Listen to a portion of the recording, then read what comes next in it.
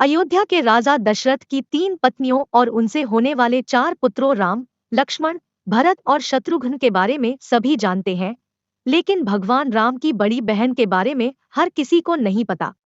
वाल्मीकि रामायण में भी राम की बहन शांता के बारे में जानकारी नहीं है, लेकिन दक्षिण पुराण में भगवान राम की बहन शांता का इतिहास जरूर मिलता है।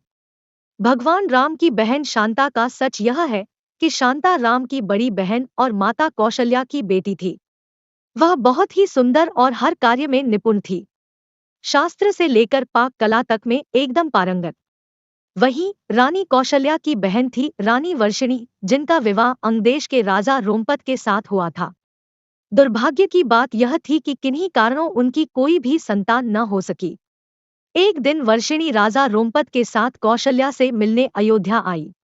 जब सभी एक साथ बैठकर भोजन कर रहे थे, तभी वर्षिणी ने दशरथ की पुत्री शांता की शालीनता और कार्यकुशलता से मोहित होकर अपनी एक इच्छा प्रकट की।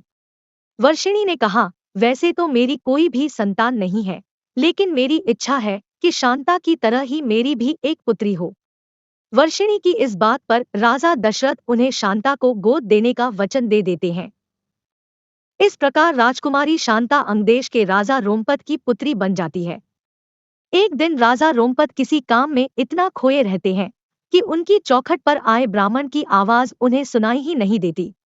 फलस्वरूप ब्राह्मण को खाली हाथ वापस लौटना पड़ता है। देवराज इंद्र को राजा रोमपत द्वारा किया गया ब्राह्मण का यह अपमान जरा भी रास नहीं आता। वह अंगदेश में वर्षा न करने का निश्चय कर लेते हैं। ऐसे में बिना वर्षा अंगदेश में सूखा पड़ जाता है।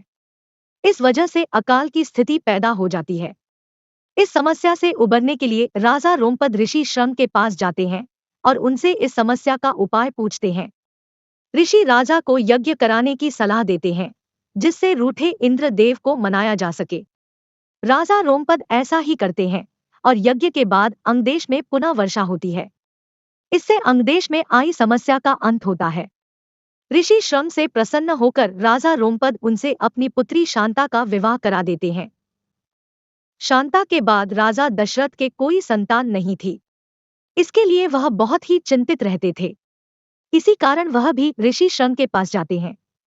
ऋषि श्रम उन्हें कामाक्षी यज्ञ कराने की सलाह देते हैं। ऋषि के कहे अनुसार राजा दशरथ कामाक्षी यज्ञ संपन्न कराते हैं और प्रसाद के रूप में खीर बनवाते हैं। यज्ञ समाप्त होने के बाद जो खीर का प्रसाद था, उसे राजा दशरथ की तीनों पत्नियां कौशल्या, सुमित्रा और कैकेयी ग्रहण करती है। कामाक्षी यज्ञ के प्रताप से रानी कौशल्या को पुत्र के रूप में राम, कैकेयी को भरत और सुमित्रा को लक्ष्मण व शत्रुघ्न की प्राप्ति होती है। चारों पुत्रों को अपनी बहन शांता के बारे में कुछ भी मालूम नहीं होता है। समय के साथ धीरे धीरे राम को अपनी माता के दुख का पता चलता है। साथ ही भगवान राम की बहन शांता के जीवन का सच, जो कोई नहीं जानता था, राम को मालूम हो जाता है। बहन शांता के बारे में जानने के बाद राम अपनी मां को बहन शांता से मिलवाते हैं और सभी पुराने मतभेदों को दूर कर एक साथ रहने का वचन देते हैं।